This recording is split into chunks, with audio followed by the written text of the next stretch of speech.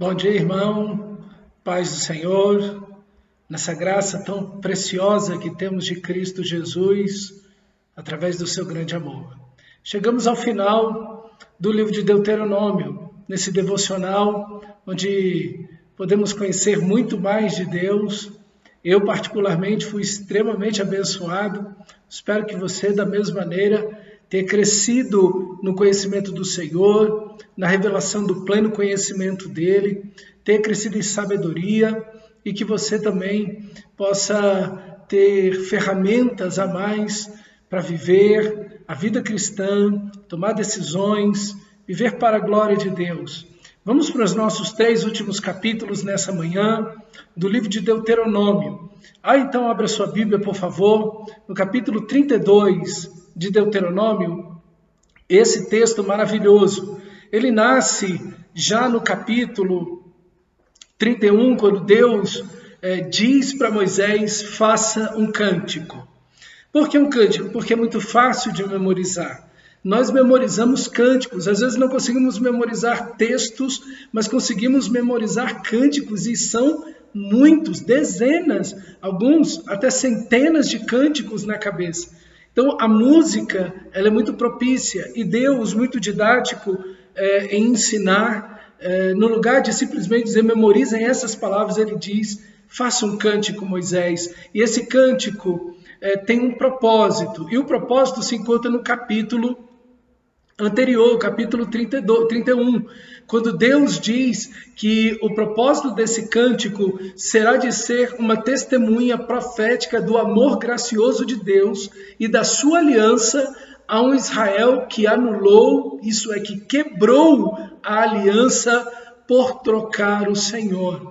Então, Moisés começa o texto sagrado chamando do versículo 1 ao 4 do capítulo 32, do versículo 1 ao 4, Moisés chama as obras perfeitas do Criador, a rocha para testemunhar contra Israel. É uma das primeiras vezes que o nome de Deus é chamado de a rocha. Eis, diz o texto, a rocha. E Deus é chamado assim porque ele é inabalável. Ele é como uma montanha, é a ideia do Deus Altíssimo, o Deus que está acima de tudo e de todos. Ele habita os céus. Então, o Deus Altíssimo, ele é a rocha, e é tomado os céus, a terra, a chuva, todos os elementos da natureza são chamados como testemunha contra Israel. A perfeição da lei de Deus também é chamada nesse momento para testemunhar esse cântico.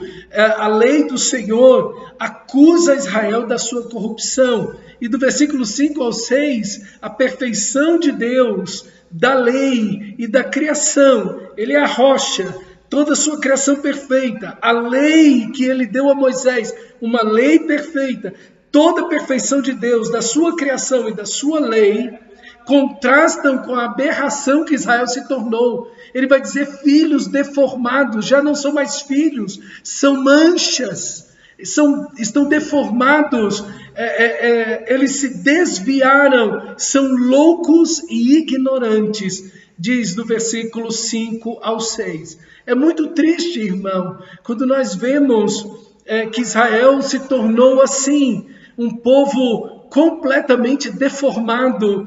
Não são aquilo que Deus queria que eles fossem. Não são mais aquilo que Deus os fez para ser.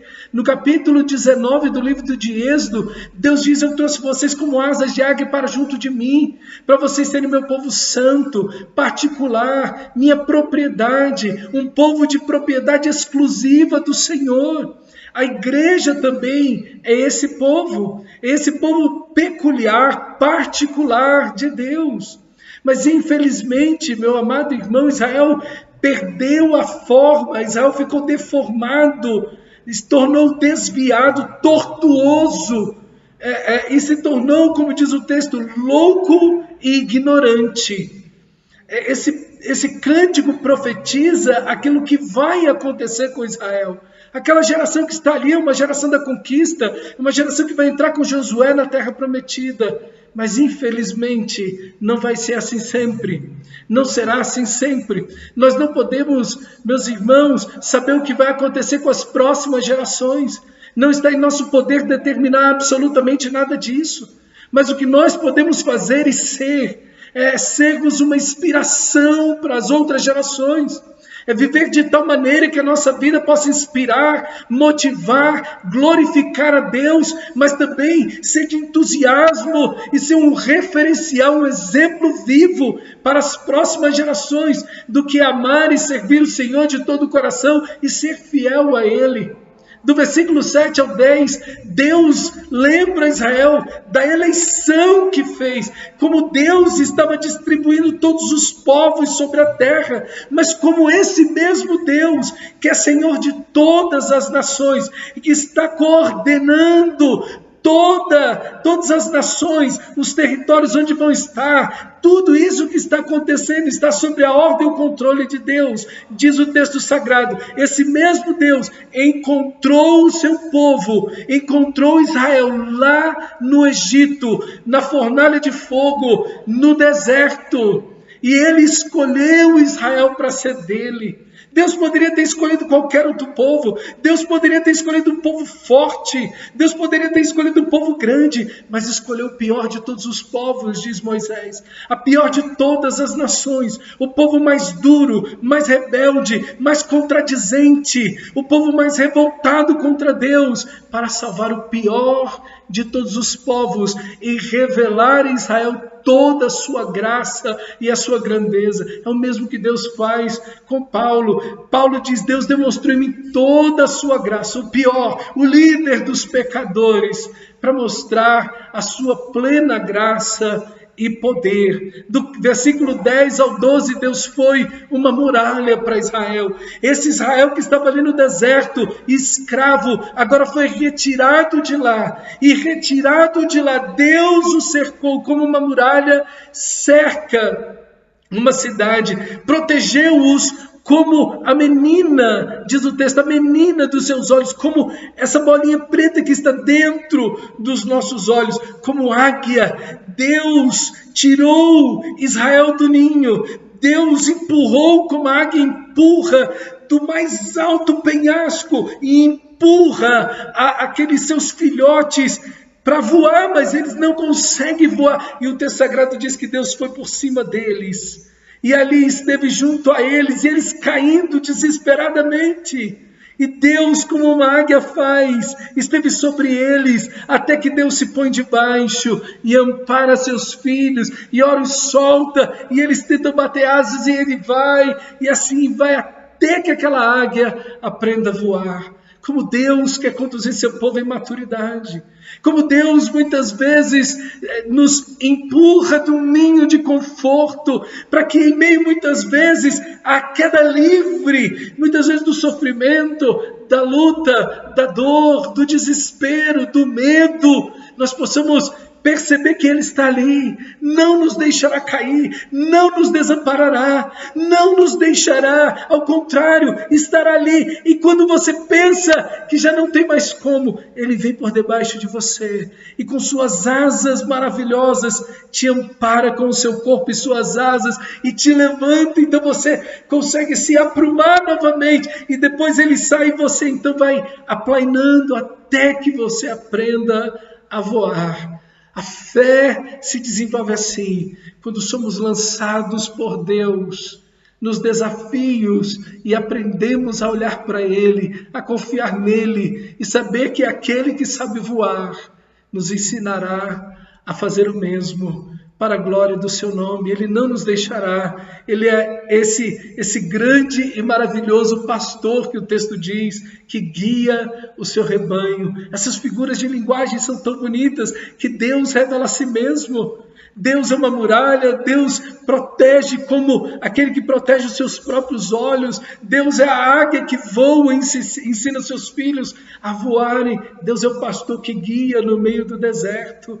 E do versículo 13 ao 14, Deus os coloca na terra prometida. Eles comem, eles bebem, eles vencem, eles triunfam. Deus os engrandece, eles lideram todas as nações, triunfam sobre todas elas, derrotam todos os povos. Deus os entrega em suas mãos, eles dominam sobre aquela terra. Mas no versículo 15, prosperaram e nessa prosperidade revelou-se o seu coração. E é tão triste, o povo de Israel dá coices em Deus. É como um animal irracional. É autossuficiente. Abandonou a rocha. Achou loucura o fato de depender do Senhor, o Deus que não se pode ver.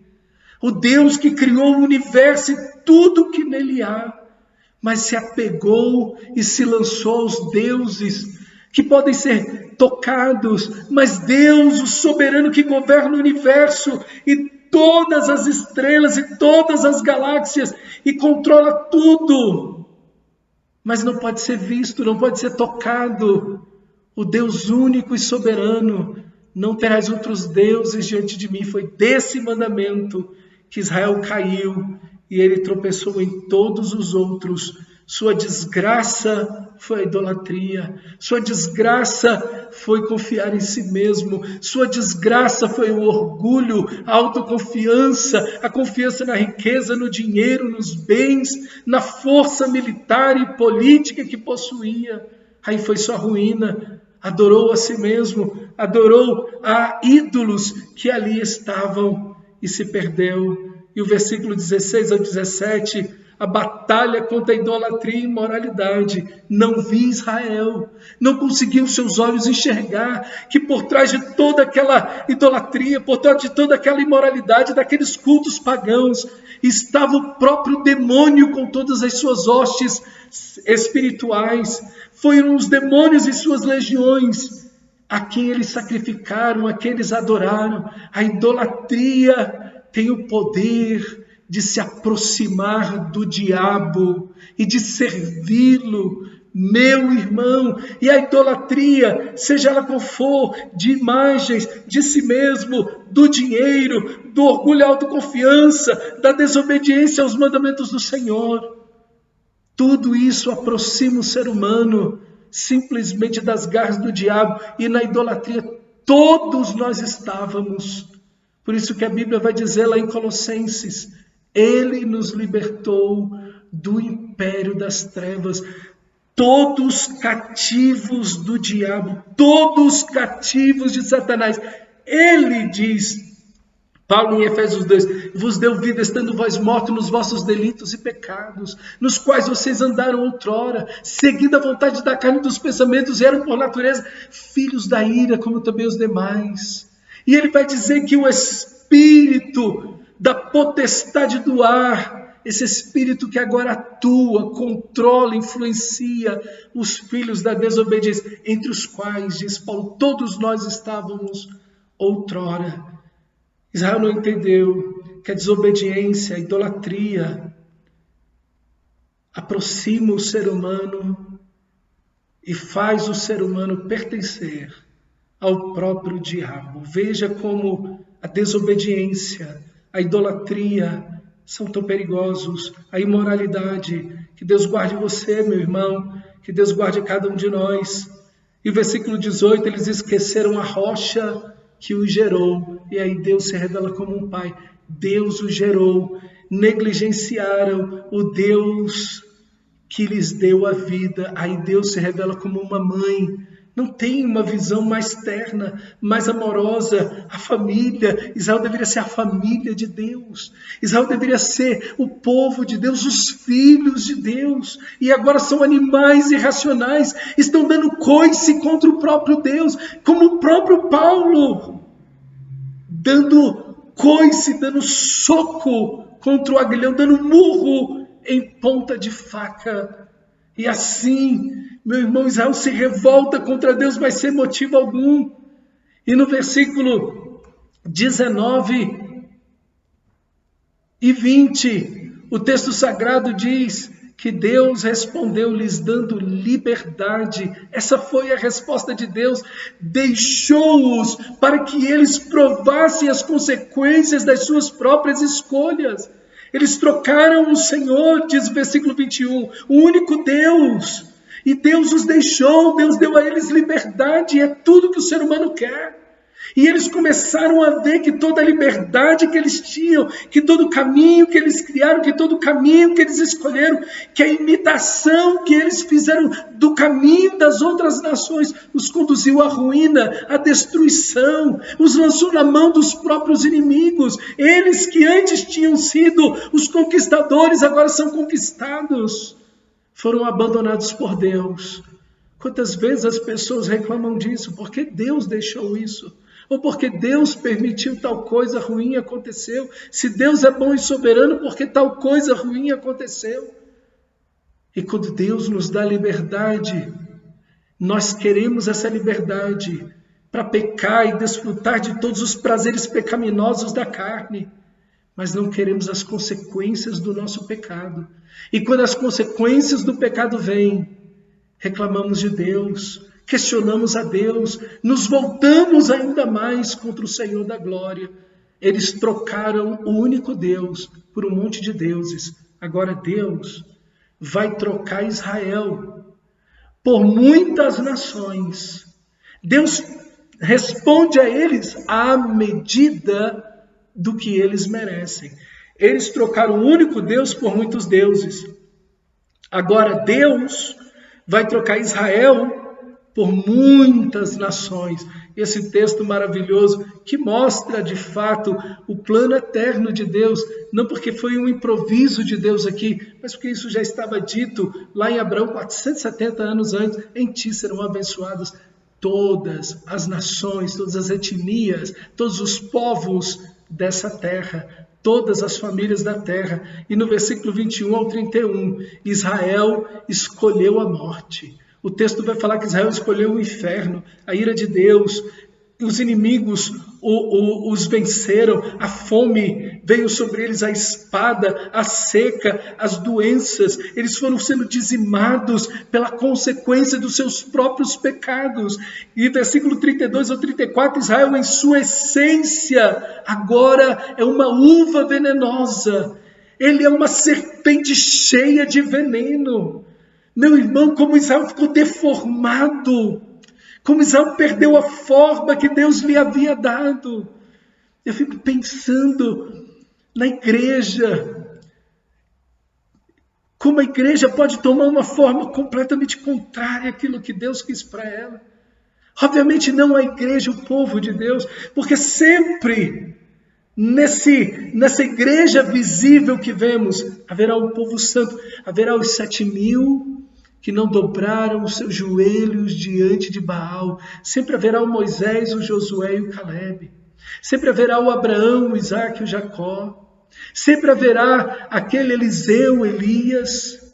Sempre haverá aquele povo que não se dobrou. Sempre haverá Isaías, Jeremias, Ezequiel, Daniel e os profetas. Sempre esses homens existirão. Mas quando nós olhamos a igreja como instituição hoje, muitas vezes vemos uma igreja tão deformada, envolvida na política, vendendo semente para curar o Covid-19 por R$1.000. E assim vai a igreja que se desloca em torno do dinheiro, que fala do dinheiro. 80%, uma pesquisa mostra que 80% das igrejas evangélicas no Brasil, 80%, pregam a prosperidade, pregam essa teologia falsa, essa psicologia positiva, essa ideia do coach. Meu irmão, 80%, e nós vamos vendo que a maior parte dessa igreja visível vai tomando uma forma completamente disforme daquilo que Deus quis. Mas Deus tem um povo. Deus sempre tem um povo e você deve fazer parte desse povo. Um povo fiel à aliança, um povo fiel à cruz de Cristo. Um homem que veio e passou 15 dias aqui no Brasil, acho que foi em 1800, final do século XIX, é um missionário, um médico, o nome dele é Henry Martin. Ele veio e passou 15 dias aqui no Brasil. E ele estava em Salvador. Ele falou, existe uma cruz em cada lugar. Existe cruz na escola, nas praças, nas casas, nas instituições públicas, nas igrejas. Em todo canto tem cruz. Mas ao entrar nas igrejas, vez tras vez, eu não ouvi a mensagem da cruz. Meu irmão, não é um problema crônico isso no Brasil. Não é assim até hoje. Naquele momento, os padres, a Igreja Católica dominava. Eles estavam interessados em outra coisa, podemos dizer. E de fato, por isso não pregavam a mensagem da cruz. Mas hoje, com quase 40% da população brasileira, temos cruzes por todos os lados. Como Henry Martin disse, há uma igreja para cada dia do ano nessa cidade. E hoje, meus irmãos, o Brasil, com o crescimento, entre aspas, da igreja evangélica, entre aspas, onde está a mensagem da cruz? Onde está a mensagem do Evangelho, da cruz de Cristo, da graça de Deus? O assunto é que você pode, você é forte, suas conquistas, seu dinheiro, seus sonhos, mensagens extremamente psicologizadas, pessoas que fazem do púlpito aquela plateia inteira rir e se divertir, músicas totalmente vazias, que nada cantam, nada falam de Deus, da graça. Que forma é essa dessa igreja? Que Deus nos chame como igreja ao arrependimento e que nesta manhã, você e eu, diante desse texto, possamos refletir na nossa própria vida. E o versículo 35, o Senhor é o juiz e o executor da sentença. Ele diz, a mim me pertence a vingança, eu, o Senhor, retribuirei. Deus vai retribuir Israel, Deus vai castigar, Deus não deixará nada disso impune. Deus não vai deixar essa situação no Brasil impune. Deus, Ele é o vingador, Ele é o juiz. A mim me pertence a vingança, eu, Senhor, retribuirei. As pessoas não podem achar que vão usar a cruz de Cristo, o Evangelho do Senhor, as Escrituras Sagradas, o nome de Deus em vão e achar que nada vai acontecer com eles. A mim me pertence a vingança. Eu, o Senhor, retribuirei. E no versículo 36 ao 38, Deus diz para Israel, agora vocês precisam de socorro, agora vocês precisam de ajuda, vocês precisam de vitória sobre os inimigos, vocês precisam de cura e libertação. Procurem seus deuses. Vejam o que os seus deuses vão fazer, busquem-o, clamem a eles, orem a eles, procurem os seus deuses. Não procurem a mim, procurem os seus deuses. E lá no versículo 39 ao 43, eu gostaria de ler esse texto com você. Vede agora eu somente, e mais nenhum Deus além de mim. Eu mato e eu faço viver, eu firo e eu saro, e não há quem possa livrar alguém da minha mão. Levanto a mão aos céus e afirmo por minha vida eterna. Se eu afiar a minha espada reluzente e a minha mão exercitar o juízo, tomarei vingança contra os meus adversários e retribuirei aos que me odeiam. Embriagarei as minhas setas de sangue, a minha espada comerá carne, do sangue dos mortos e dos prisioneiros, das cabeças cabeludas dos inimigos. Louvai, ó nações, o seu povo, porque o Senhor vingará o sangue dos seus servos, tomará vingança dos seus adversários e fará expiação pela terra do seu povo. Meu irmão, dura coisa é cair na mão do Deus vivo. Dura coisa é ser tido por inimigo de Deus. Dura coisa é a desobediência. Dura coisa é você estar não como Deus sendo por você, mas Deus sendo contra você.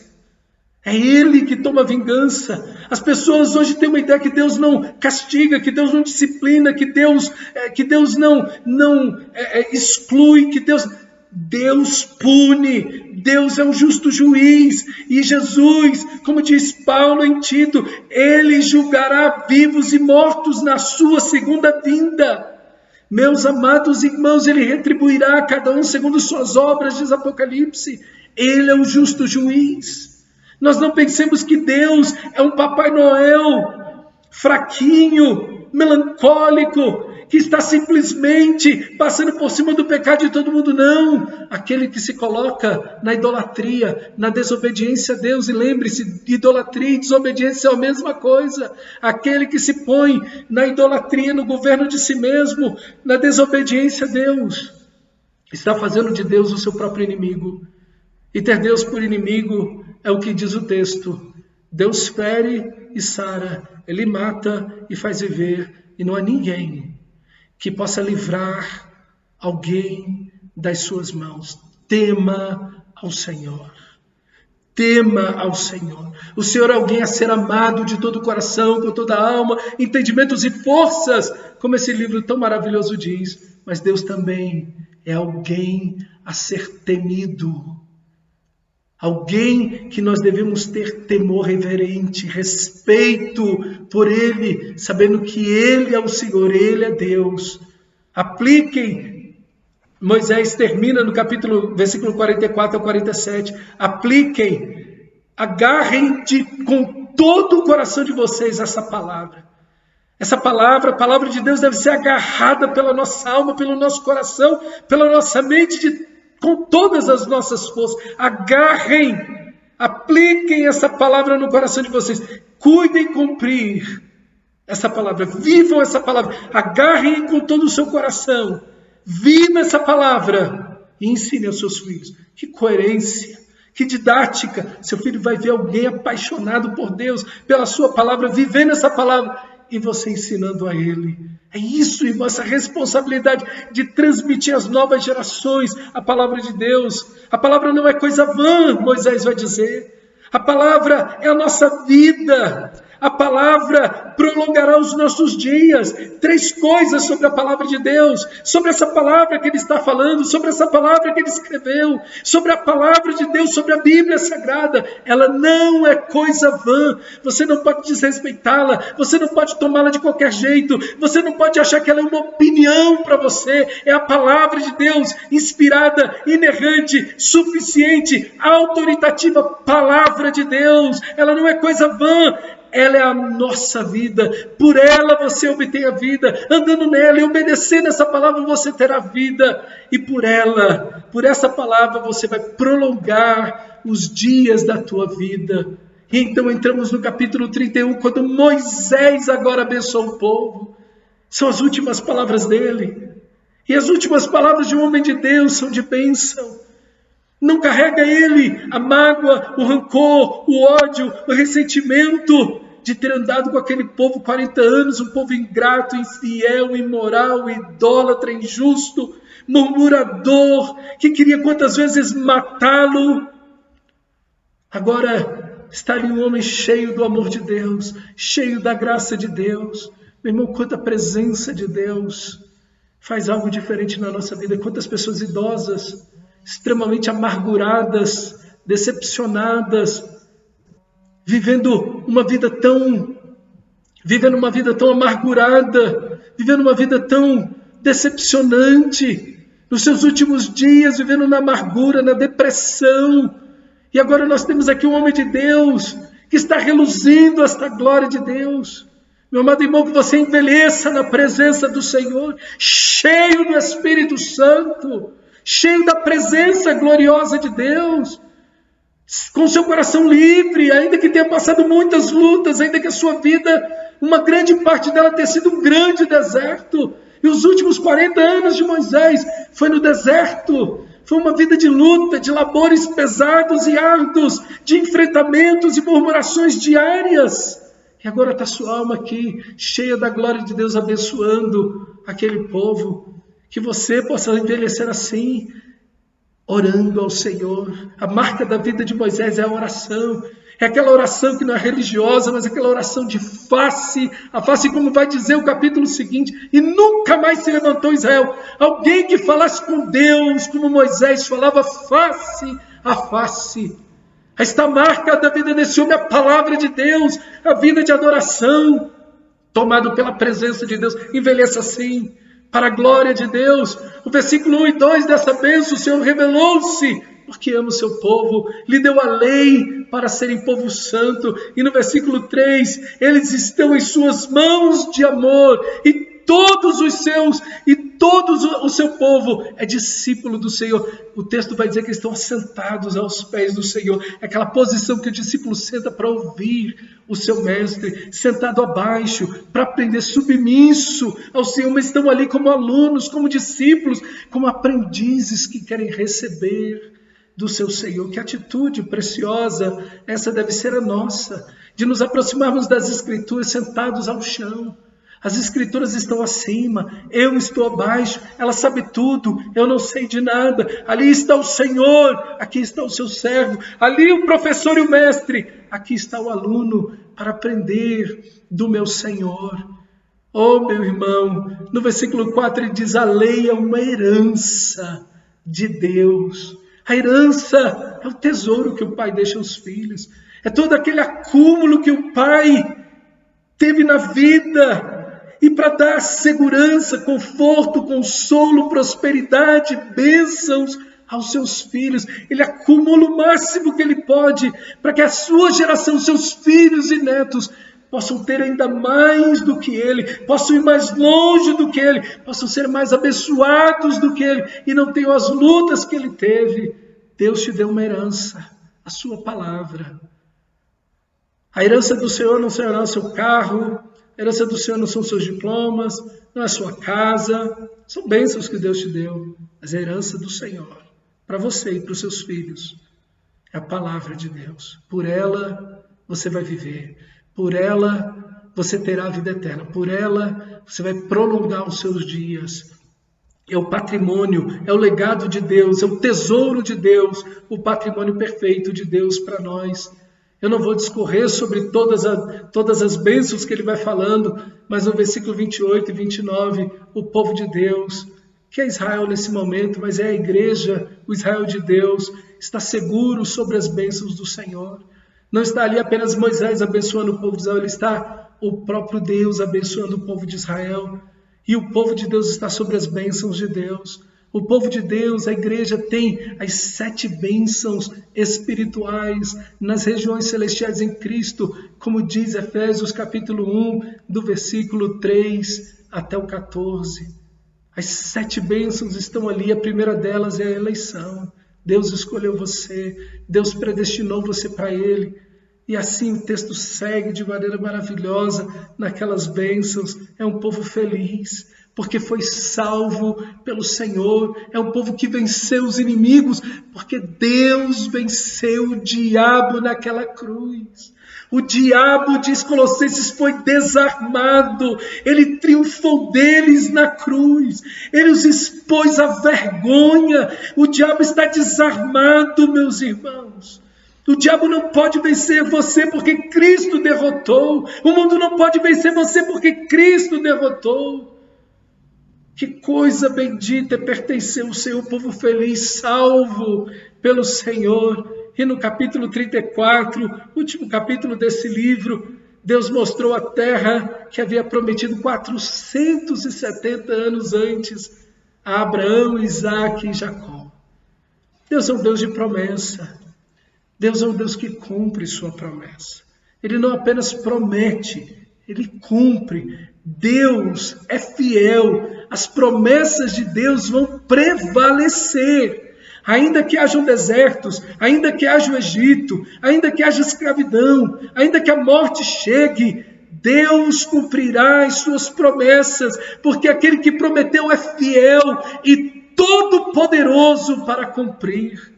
Parece que Moisés, naquele momento que ele vai para o monte, vê toda aquela terra, e agora Deus o tirará dessa vida. Moisés está falando com Deus, face a face, como sempre. Como deve ter sido morrer para ele? Se ele já estava falando face a face com Deus. Se ele já estava na presença gloriosa de Deus, como foi morrer para Moisés? Não foi simplesmente seguir falando agora, mais de perto com o Senhor. Meu amado irmão, quando você fechar seus olhos aqui, abrirás os olhos na eternidade. E quando abrir os olhos, você verá o Senhor face a face. E Ele enxugará dos teus olhos toda lágrima. É o que diz Apocalipse. A primeira visão que Adão teve, que Eva teve, quando formados pelo Senhor. Quando eles abriram os olhos, quando Deus lhes sopra o Espírito da vida. Quando eles abriram os olhos, eles viram o Senhor. E agora, você salvo por Cristo, quando abrir os olhos no paraíso, verás o Senhor. Estarás hoje mesmo comigo no paraíso. Disse Jesus àquele ladrão. Que coisa maravilhosa. Estará com o Senhor para sempre. Ali não haverá dor, nem choro, deserto, Egito, pecado, murmuração, idolatria e imoralidade. É isso que te espera, que me espera. Vale a pena servir o Senhor. Quantos morreram naquele deserto por causa da imoralidade, da desobediência, da murmuração, da idolatria e de todos os seus pecados. Quantos pereceram, foram destruídos. Deus os destruiu. Seus pecados os destruíram. Mas Moisés não. Está ele indo em direção ao próprio Deus, falando face a face com Deus. E Deus o toma e ele continua falando, só que agora mais perto do Senhor. Que coisa preciosa. Assim vai ser comigo e com você. Para a glória de Deus. E uma próxima geração se levanta. Josué está cheio do Espírito de sabedoria, cheio do Espírito de Deus. Tendo como exemplo a vida de Moisés. Jamais se levantou nenhum homem, nenhum profeta como Moisés, um homem cheio do Espírito Santo, que falava com Deus face a face.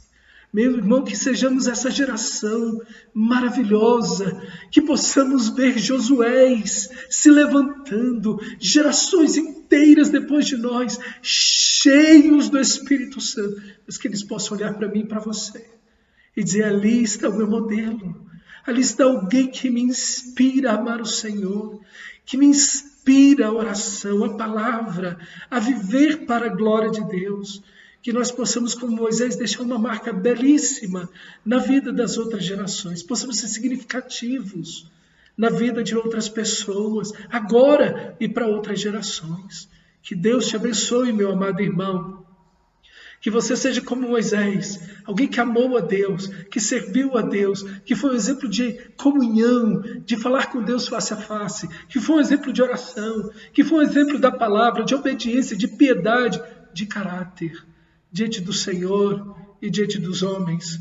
Meu irmão, que esse livro tenha sido uma grande bênção para a sua vida, para a glória de Deus. Deus te abençoe, em nome de Jesus.